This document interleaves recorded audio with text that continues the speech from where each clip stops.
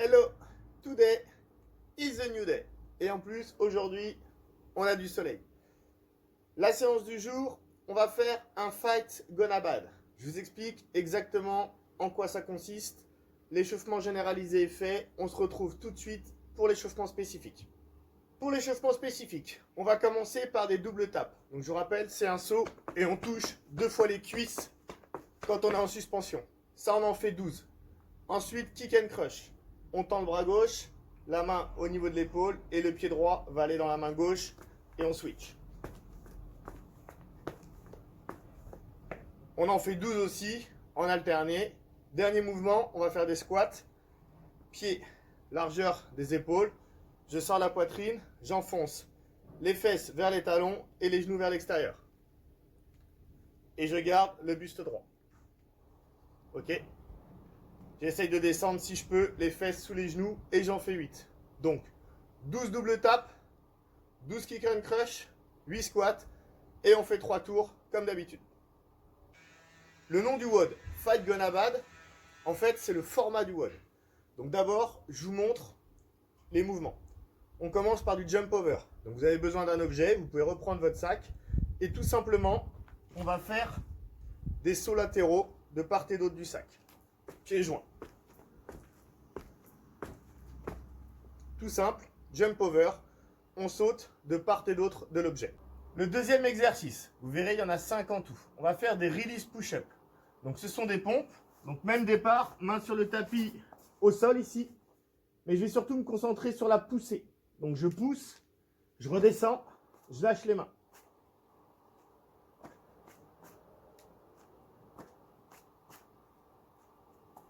Donc à chaque fois que je suis au sol, j'ai lâché les mains, d'accord ? Ce qui veut bien prouver que j'ai bien mis la poitrine jusqu'au sol. Bien évidemment, on peut faire la même chose sur les genoux. Ici.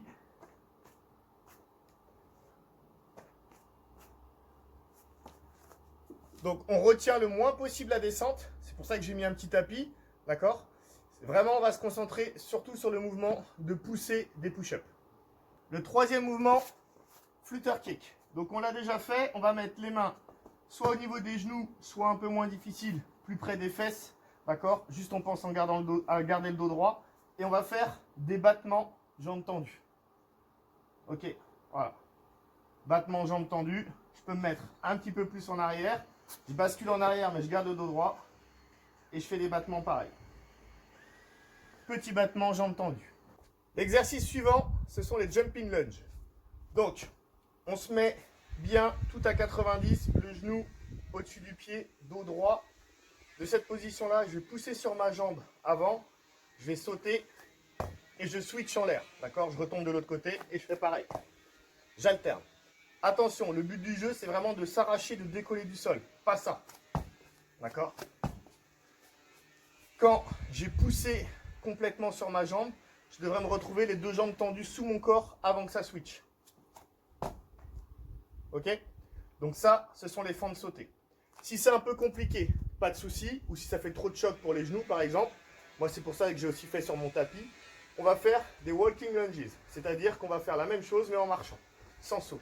Je descends ici, je pousse sur la jambe avant, je reviens et je change de côté. Toujours en restant le buste bien droit, je regarde devant moi. Voilà. Donc vous prenez soit l'une, soit l'autre option en fonction de ce qui vous convient mieux. Dernier exo, ça va être du gainage. On va faire la planche. Donc on se met sur les coudes ici et je reste le dos droit. Donc pas de dos creusé, pas de fesses en l'air. Ne regardez pas non plus vos pieds ou vos genoux, sinon ça va enrouler la colonne. Je regarde légèrement devant moi. Et je pense à ne pas bloquer la respiration. Planche, d'accord, la planche, c'était le dernier exo. The WOD Fight Gonna Bad. Pour ceux que ça intéresse, je vous explique l'origine du WOD. Ceux qui ne sont pas intéressés par cette petite partie, vous zappez dans la vidéo et vous allez directement à comment on va mettre en place tout ça. Donc l'histoire, c'était un combattant de MMA, BJ Penn, au tout début du lancement du MMA, qui était très talentueux mais qui n'avait pas un gros physique.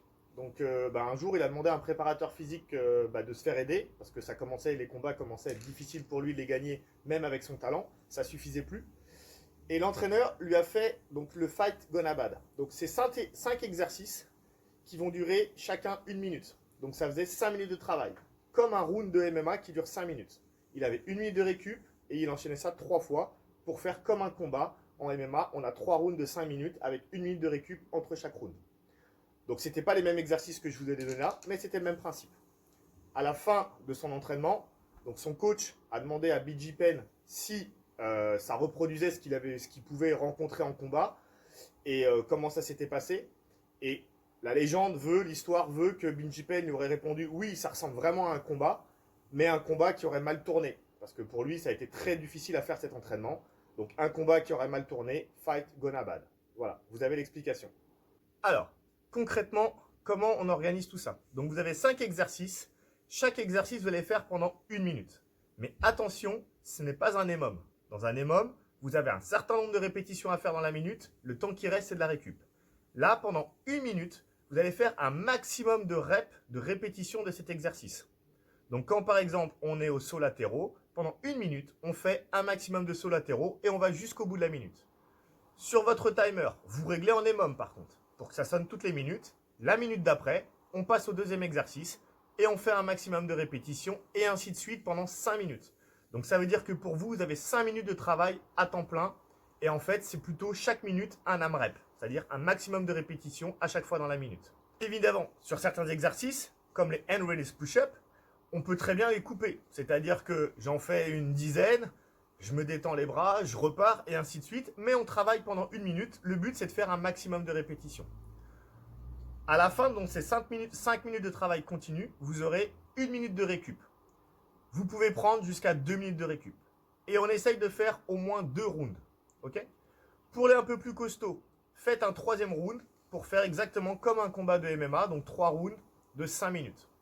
Vous pouvez soit garder une seule minute de récup, soit passer à 2 minutes aussi si vous avez besoin, il n'y a pas de souci. Voilà, vous savez tout, bonne séance, et moi je vous dis à demain.